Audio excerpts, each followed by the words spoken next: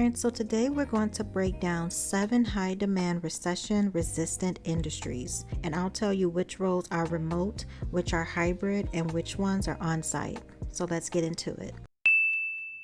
So the first one we're going to hit on is healthcare. So healthcare is always essential, recession or not, but not every job requires scrubs and a stethoscope. For example, such as medical coders, telehealth support, claims processors, health IT roles, and healthcare data analysts.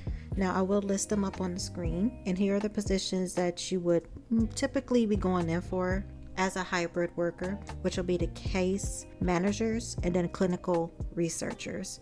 And then of course on-site will be the nurses, the doctors, lab techs, and EMTs.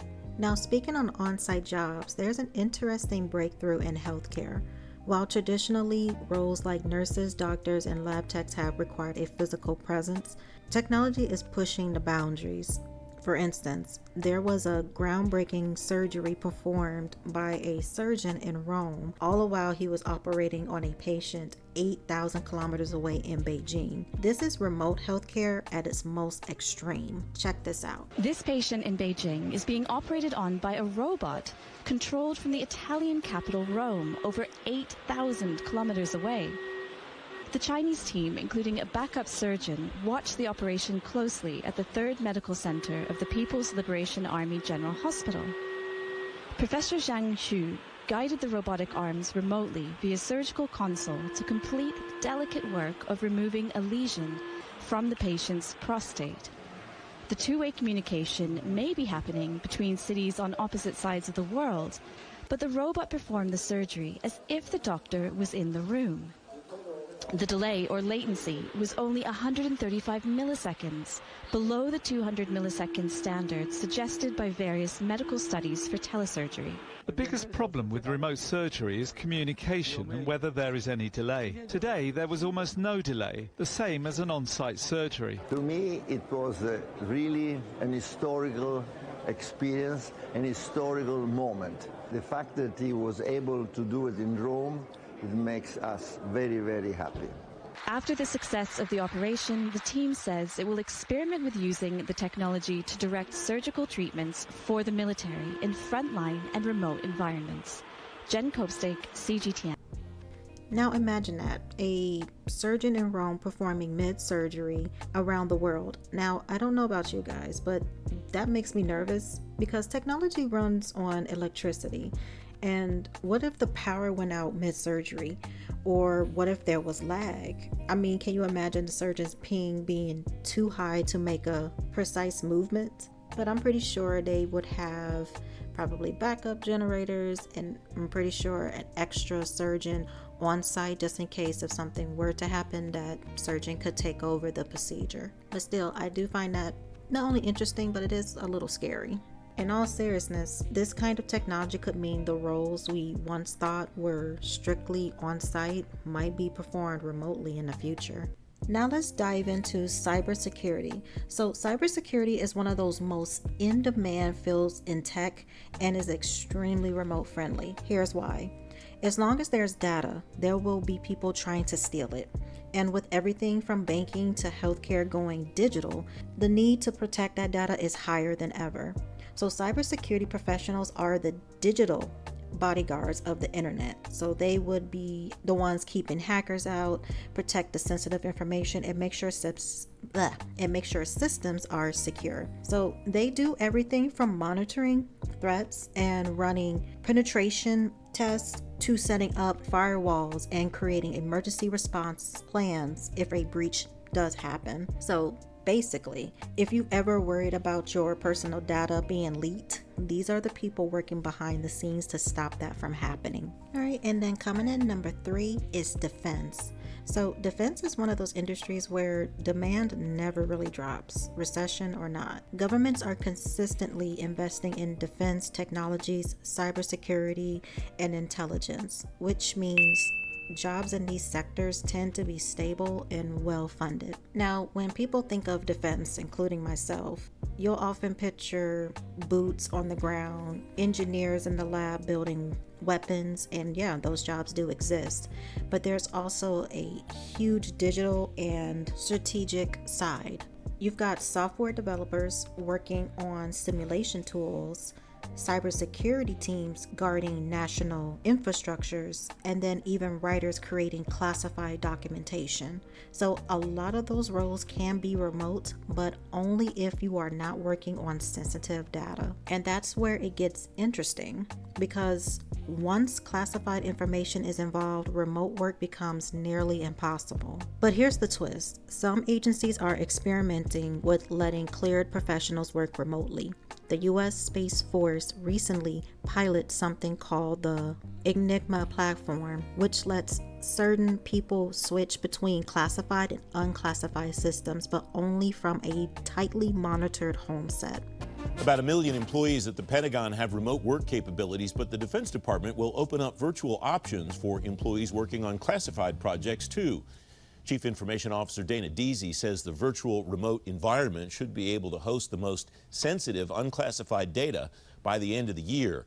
So it's not like you can just take your laptop to Starbucks or something like that. It's still serious lockdown work. It's just done in your slippers. So in the world of defense, flexibility totally depends on what you're handling. If it's non-classified dev or admin work, remote is totally on the table for you. But if it's involving secure systems or national security, you're going to be behind several locked doors. Now let's talk about number 4. It's aerospace. So aerospace careers are soaring literally and financially. So let's break it down. Aerospace is the field that deals with anything that flies. That includes planes, helicopters, drones, satellites, and rockets. It's split into 2 categories. Aeronautics, which handles things that fly within the Earth's atmosphere, like the passenger planes and military jets. Astronautics is everything that travels beyond Earth, like satellites, space shuttles, and rockets. People working in aerospace might help design, build, test, or maintain flying machines. Others work with the tech and systems that help them run safely, whether in the air or in space. So it's combined with science, engineering, and tech, and is used in everything from space exploration to national defense to weather forecasting to how your Amazon package shows up on time versus a drone in the future. So this industry continues to grow because, well, space isn't going anywhere. And neither is our need to explore it, defend from it, or use it to improve life down here. And yes, there are remote roles in aerospace. So think software engineering, project management, system analytics, or support for government contracts with hybrid options. So coming up, number 5 is energy, especially for renewables. So energy powers everything from your phone charger to citywide grids. It's a backbone industry that doesn't stop even in a recession. But what makes it especially in demand right now is one word: transition. The global shift to clean, renewable energy is creating an explosion of new jobs right now. So not just in engineering, but also in data, planning, and environmental compliance. But the best part is that you don't have to climb a winter bind to get hired in this field. So which roles are remote friendly? This would be sustainability consultants, energy analytics, and utility data planners. So a lot of energy companies now use remote teams to handle data reporting, efficiency modeling, or emissions tracking. If you are into research, spreadsheets, or system planning, you can work from home and still make just as much as an impact as those who go into the office. And if you take a look up on the screen, I'm going to show you which positions are for hybrid and the others that's for on-site. So for the hybrids, these roles require field inspections or team site visits, but also includes report writing and digital planning. So hybrid work is pretty common. Now for the on-site positions, these are the boots on the ground folks, making energy production happen, whether it's installing panels or maintaining turbines. These jobs are in huge demand. And of course, yes, they are outside. So if you've ever wanted a stable industry and a way to contribute to climate action and energy, especially renewables, is where it's at. And listen, no matter how remote your job is, we all rely on someone keeping the lights on, literally. So those of you who are currently in the field or looking to go into it, thank you. I appreciate it. So coming in number 6 is supply chain and logistics. So supply chain might not sound super flashy, but without it, nothing moves. Groceries, medication, electronics, even your Amazon haul, all of it depends on logistics. And that became very clear during the pandemic. Disruptions highlighted how fragile and critical this system is. That's why supply chain professionals have only gotten more in demand. The bonus part of this is that a lot of these jobs now can be done remotely or hybrid, thanks to real-time tracking software and cloud-based planning tools. So which ones are remote friendly? This will be the supply chain analyst, procurement specialists, and logistics coordinators. These roles are all about streamlining processes, tracking shipments, maintaining vendors, and keeping costs low. If you're good with data and systems, this is a strong remote friendly field for you to hop into.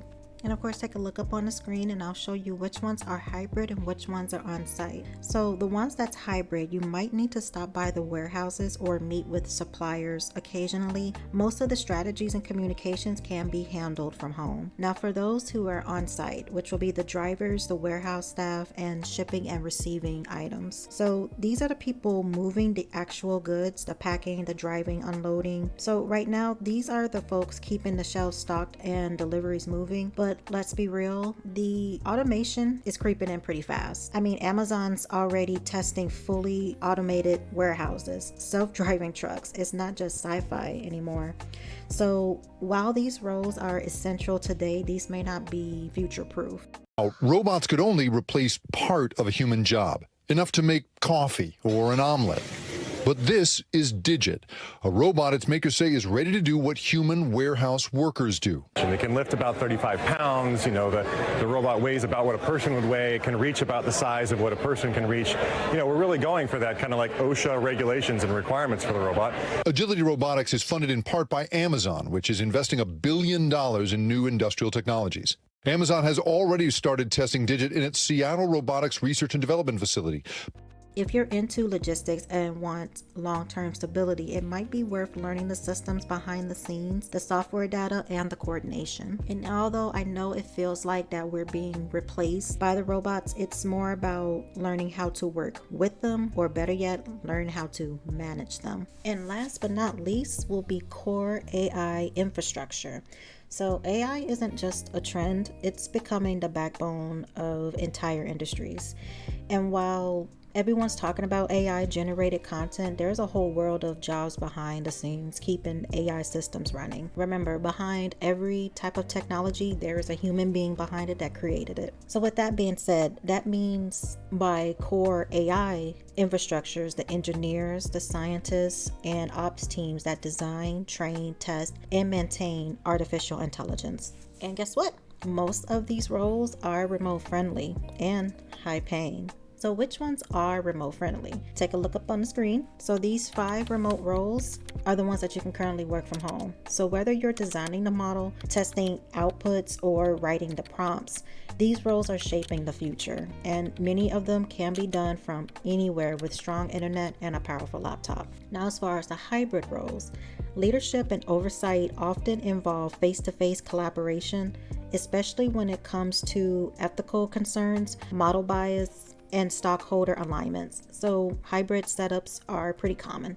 And then we have our on-site roles. The physical side of AI isn't talked about as much, but training large models takes a massive computing power. These folks maintain the actual servers, chips, and specialized labs. But let's be clear, this field is growing fast. So if you want to get into it, now is the time to start learning. And remember, AI might be smart, but it still needs people to build it, train it, and keep it in check. For example, check this out right here.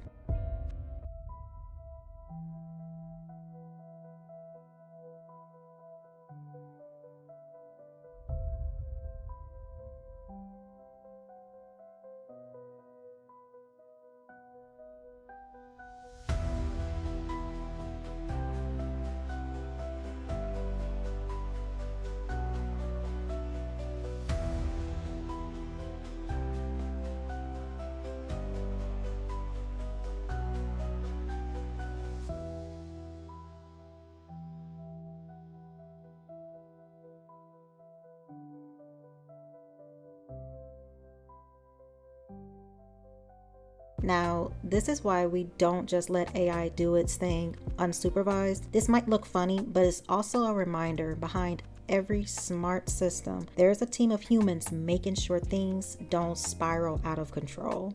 If you made it this far, thank you so much. And now let me put you in on a source where you can start learning any of these careers for free or at a super low cost. It's called Course Careers. And whether you're interested in the tech sales, IT, cybersecurity, or digital marketing, they've got beginner-friendly intro courses you can try out before committing to anything. They partner directly with companies, and many students that they train land jobs without having a traditional degree. You can learn at your own pace, and their intro courses are 100% free to explore. So this is perfect and ideal for anybody looking to start over, switch careers, or you just want to test the waters and try something different. I will drop the link in the description below. I highly recommend checking them out. So what do you guys think about all of this animation, especially with it growing so rapidly?